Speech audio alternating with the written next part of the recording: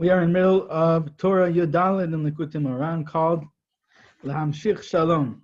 And we're in the middle of part 5 of this Torah, where Rabbi Nachman explains to us how all the elements of this Torah up until now are represented in the story of Rabbi Bar Chana, about this Orzila Bar Yoma, about this mountain goat that was only a day old, that was born that day.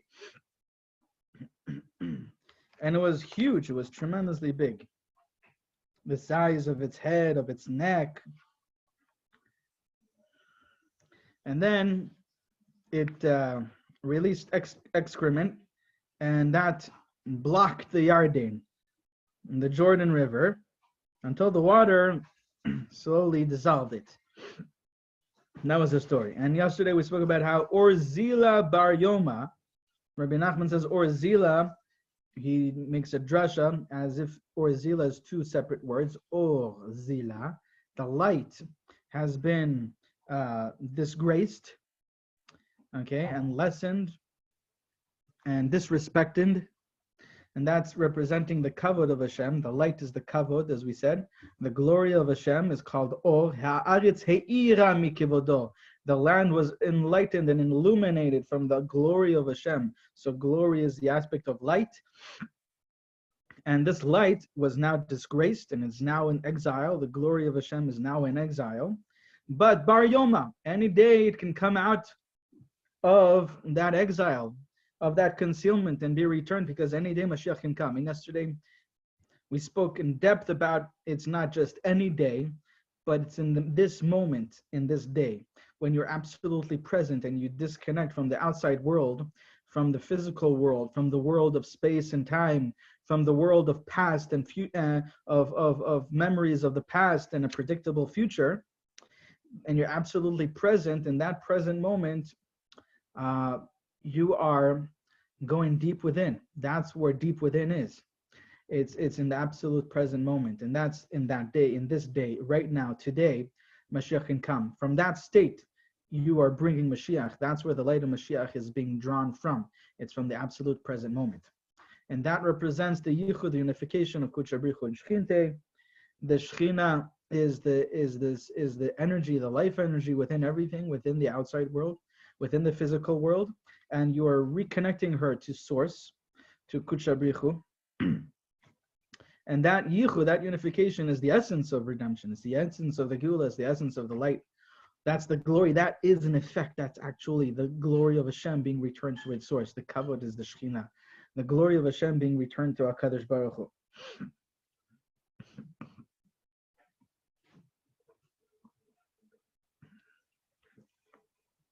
Many times people think that in order to connect to Hashem, you have to go up, ascend a ladder to a higher place. And that's one type of the meditations that we see that you're supposed to do in your time when you meditate, in the Hitbodedut time, is visualizing ascending from one heaven to the next heaven, from one world to the next world. But there's another way of doing it, is disconnecting from the outside world and going deep within. Because the Sfirot are not only from below to above, meaning that the more lower you are, the lower the world and the lower the Sphira, and the higher you are, the higher the world, the higher the Sphira, but they also go from outside to inward. And that means that the more outward you are, the more outside you are, the lower the lower the world and the lower the Sphira, and the more inward you go, the higher the world and the higher the Sphira. And so the same way as you have the levels of the Sphirot and the worlds from below to above, you also have that from outward to inward, kind of like an onion. And so when you go in the present moment, in the absolute moment, right now, right here, in this inner point, and you disconnect from all of the noise on the outside, you are connecting to the point of Yechida, which is the point of Keter within your soul, within your neshama. And that is the point of unification. When the energy of life on the outside is reconnected to its source on the inside, that's the Shekhinah being reconnected to Kadosh Baruch Hu, and then she is sweetened. All the judgment energy that is on the outside Sfirot are sweetened, and that causes redemption, that causes Geula. And so now let's continue Rabbi Nachman explained that the way that we do this that is through learning Torah. The way that you elevate the kavod is by learning Torah, lishma, learning Torah with that connection to Hashem, and on the inside, right, that really deep connection, that clear connection all the way to source. And we said that we're constantly learning Torah at the beginning. Whatever Torah lishma that we're learning is always considered shalom lishma, not lishma, next to the next level. And that's why we're always learning Torah, whether we're in lishma or not lishma, but our intention is to get from wherever we're learning, that the Torah should guide us to that inner connection. And when we learn Torah in that way, in that selfless way, that Torah of kindness, that Torah in order to spread the light of Hashem outward, that causes and you're learning it in the way that we spoke about, where you are unifying the ideas and having each idea receive and give light, one from another, and that is increasing the light of the Torah in the sources of our souls, and that causes the soul of the Torah, the soul of Am Yisrael, to be drawn throughout the world and to lighten up all of those potential people, the people that have the potential to be glorifying Hashem's name, people like Yitro. And they return to Hashem, and they return the glory to Hashem from those far to reach places. And so learning Torah in that way needs to be done to achieve and to accomplish and to merit learning Torah in this way comes from nullifying the ego. The ego, again, is the animal self, it's the outside self, it's the physical self, it's the matter, it's the separateness, it's all the illusions of the physical world. And that's through humility. And that's what har tavor, we spoke about har tavor, is tavor har, to break tavor, like the word of tiviru, breaking the mountainous ego of a person. The har tavor, and we said the har tavor in the story is described as being the size of 4 miles.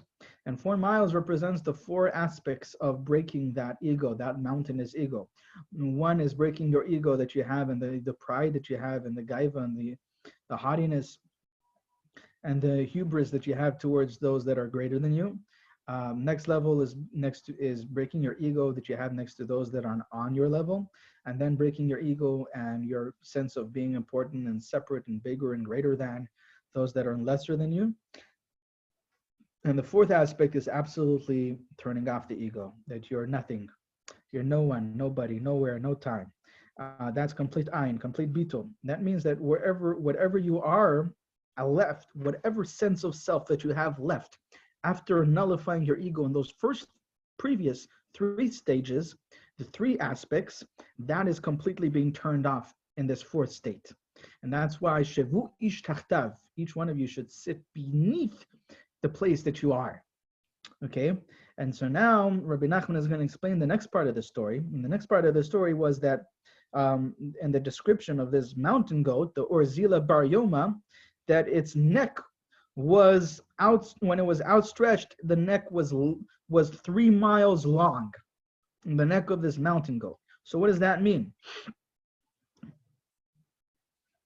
It says the holy Rabbi Nachman, ומשחא דצווארי תלת הפרסה. זה בחינת הדברים שדרך בני אדם להתגדל בהם. הם 3 דברים. וצריך לשמור את עצמו מהם, כמו שכתוב, אל יתהלל חכם מחוכמתו, והם 3 בחינות. חכם, גיבור, עשיר. והגדלות נקרא משרא דצווארא בבחינת תדברו מצוואר עתק. So Rabbi Nachman says that the neck of this mountain goat being 3 miles long, again, the measurement and the number in the measurement is different aspects that there are. As we saw before, the 4 miles represent 4 aspects. Here too, the 3 miles of the neck represent 3 aspects, Rabbi Nachman says, 3 aspects that people usually pride themselves in. People usually fall into pride and haughtiness because of 3 aspects, 3 blessings that they may have been given from Hashem, but they attribute it to themselves, and they take it and they use it as a reason why they are greater than others. What are these 3 aspects? And this is a pasuk in Yirmiyah. Let not the wise man glory in his wisdom. So the first one is wisdom, chokhmah, chacham. Nor the mighty man in his might. So that's might, that's gibor, gvura, power, strength. Nor the rich man in his wealth, ashir, which is wealth. Okay, that's the monetary wealth and abundance. That's the third one. Chacham, gibor, ve'ashir. Wisdom, being extremely wise and intellectual, being extremely mighty, that people are afraid of you, right? Actually, the Shulchan Aruch explains in the Even Ezer, there's a very interesting siman where he speaks about different conditions. When a man marries a woman on condition that he is wealthy, or on condition that he is a gibor, he is strong, what does that mean? And what is needed for that condition to be met? Halachically, there are things that come out of that, right? If he's not really wealthy, according to what's called wealthy in halacha, if he's not mighty and powerful and strong physically, according to what's called physically strong in halacha, then the marriage is invalid, right? So Gibor, says the Shulchan Aruch, is someone that people are afraid of him because of his physical strength. So that's an interesting.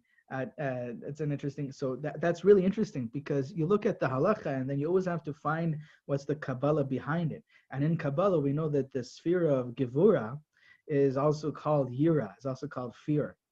And so that's the connection, right? That the fact that he's mighty and he's a Gibor is that condition is met when other people are afraid of him because of his physical strength. And that's just an interesting point.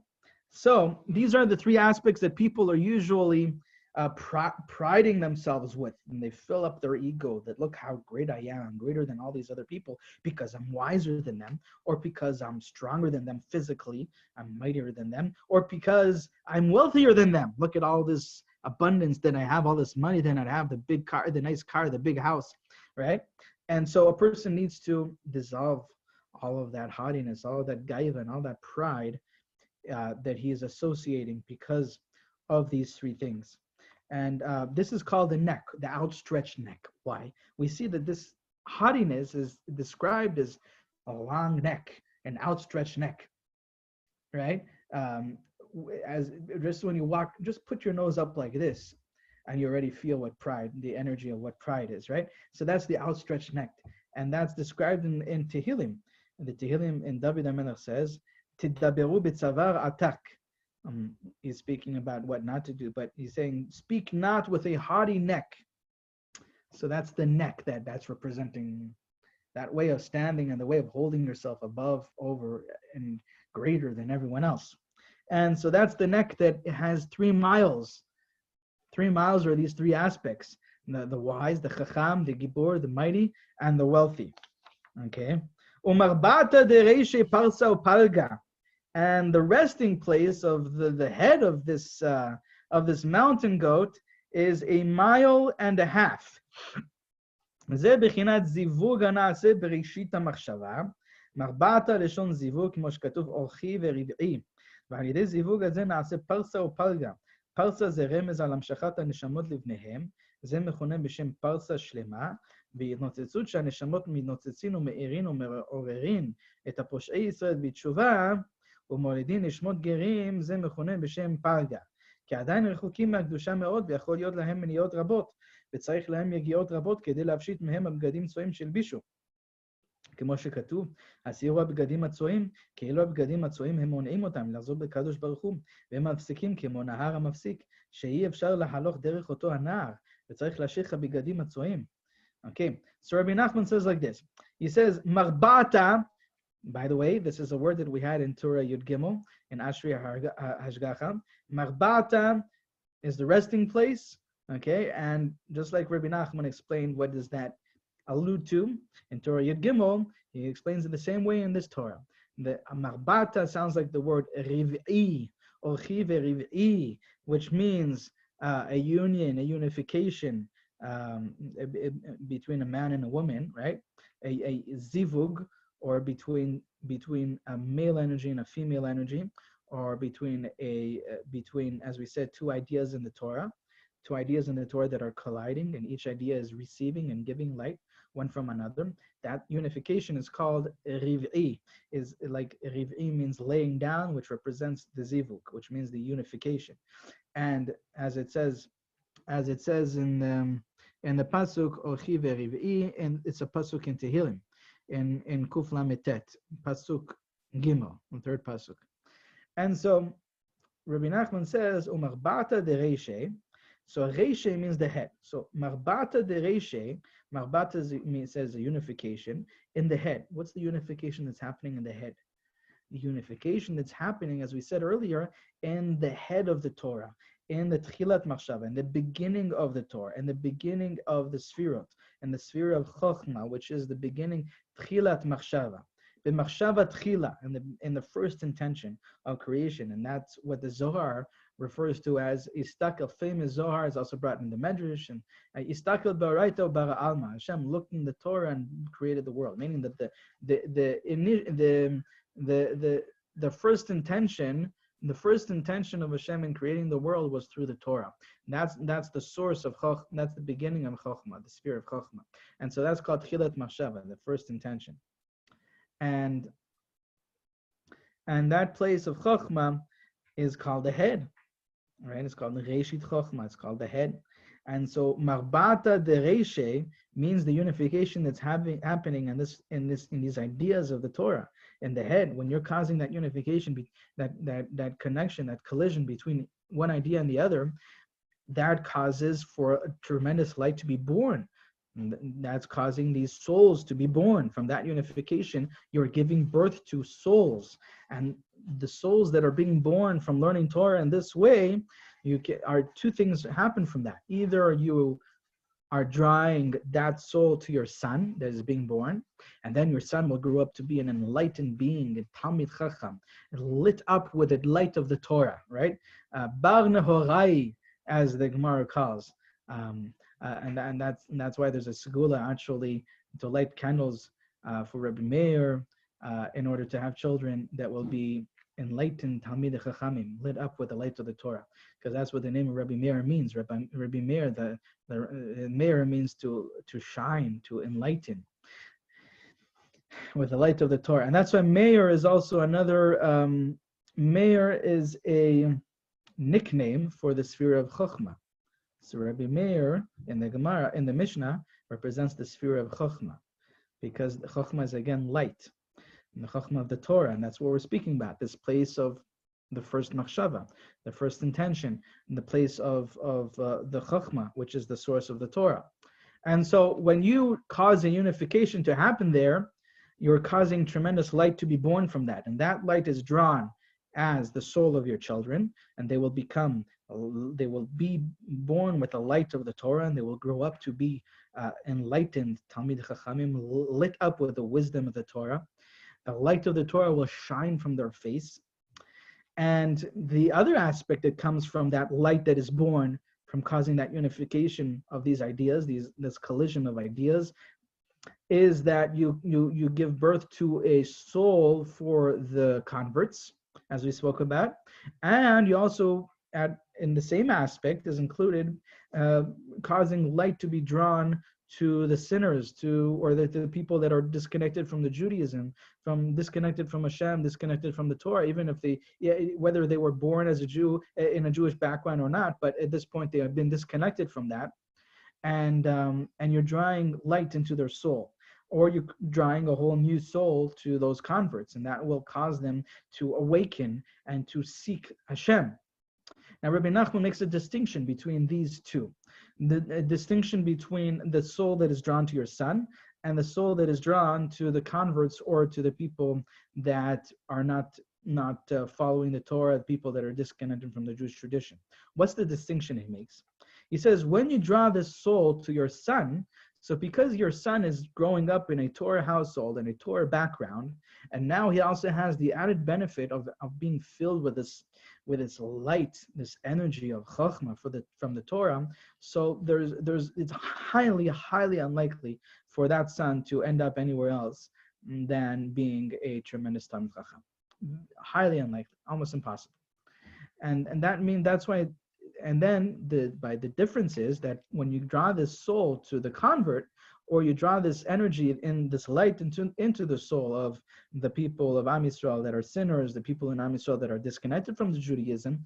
So they may be filled now with a tremendous yearning and a tremendous awakening, a spiritual awakening to seek Hashem, but because their background is so different and so far from the Torah, so far from Hashem, so you've really given them maybe halfway.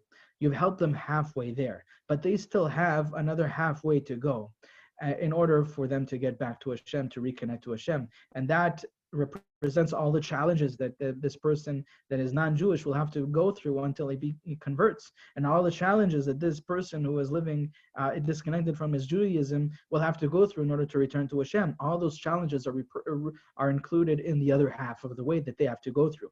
So you gave them half of the way. You gave them that insight, that soul, that awakening, that spiritual awakening, that yearning, right? But they have another half of the way to go. Whereas your son that you drew, you gave him this holy soul of Torah.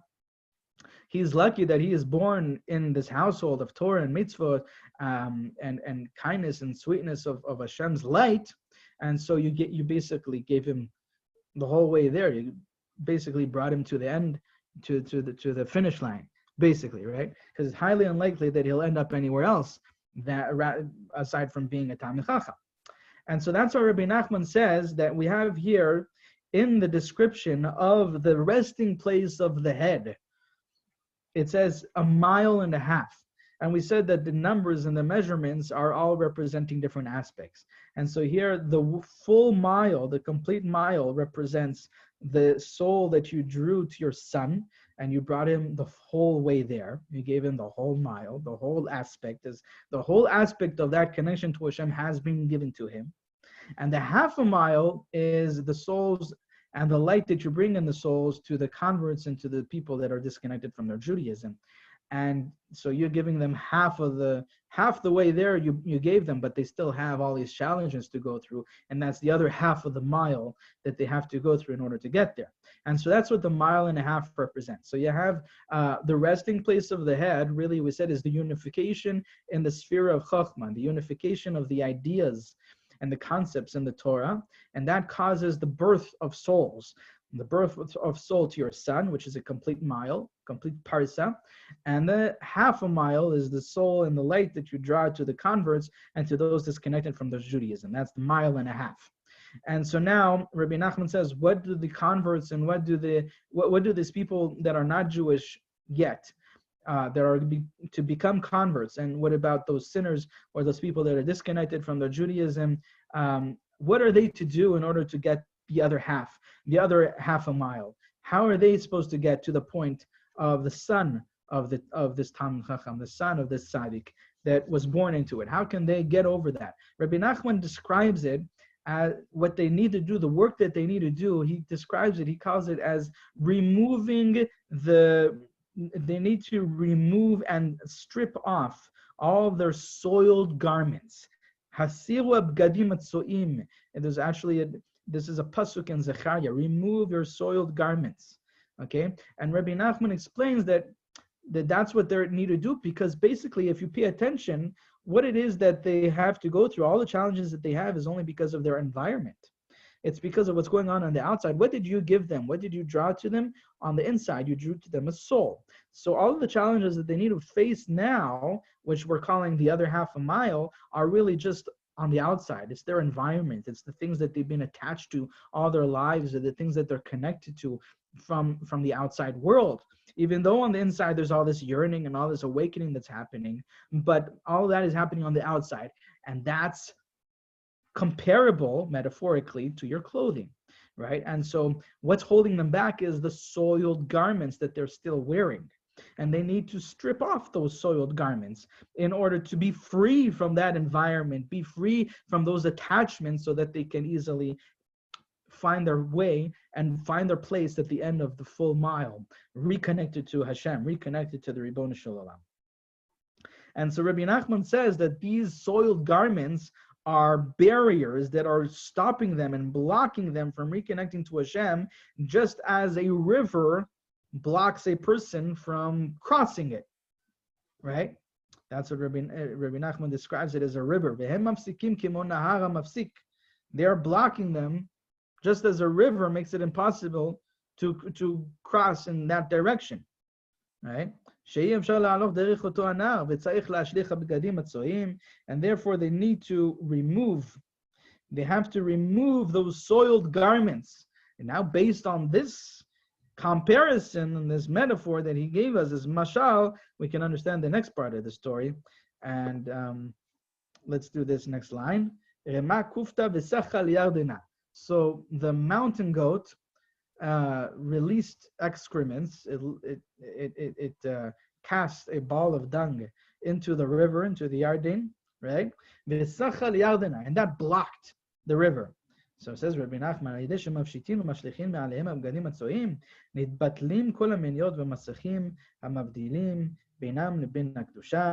and so obviously the river that is blocked, or the river that is blocking, that's just another way of saying it, is the soiled garments that they are wearing, and that's the attachments that they have to the environment and the challenges that they face from the outside world. And what do you need to do? They need to remove and strip off those soiled garments, and like that, all of these obstacles and partitions that are separating them will be eliminated and dissolved. And that's how the story ends. And so it obstructed the Yarden, כי הירדן מפסיק בין קדושת ארץ ישראל לחוץ לארץ, ובשביל זה נקראים בשם פלגה, כי עדיין צריך להשליך מהם הבגדים הצועים. כדי להסיר המפסיקים והמונעים והמסכים המבדילים בינם לבין הקדושה. אבל אלו הנשמות שתלמידי חכמים ממשיכים לפניהם כנ"ל, זה מכונה בשם פרסה שלמה, כי הן ההם מסכים המבדילים. So Rabbi Nachman explains that V'sacha liyardena, that it obstructed the river of the Yarden, and the Yarden, says Rabbi Nachman, is what blocks the way between us, between Eretz Yisrael and Chutz La'aretz, right? Because the boundary, the Gevul, the end of Eretz Yisrael is right at the Yarden River, as it's described in the Torah, right at the Jordan River. And so that's the Yarden that's blocking between a person and the holiness. And so they need to get through that. They need to remove that block. And they do that by removing those soiled garments. And those are the challenges that they need to face in order to detach from all of those aspects in their environment and their upbringing and their habits that are still connected to. And once they do that, so then they are removing those obstacles, they're removing those walls that are stopping them, and that will allow them to get the whole way, to get the whole mile, to get to the end of the parsa. But the souls that are drawn to the children, the children of the time, the chachamim, that's called a complete parsa, a complete mile, because they don't have those blocks. They don't have that river that's blocking them. They don't have those soiled garments that are holding them back. They don't have those attachments and connections to the environment, those negative attachments and negative connections, or connections to the negative aspects in the environment, and those negative attachments that are stopping them. They don't have that. And so they have the full mile. They have received the complete way. And then we'll see more on this in tomorrow's Shir Bezrat Hashem.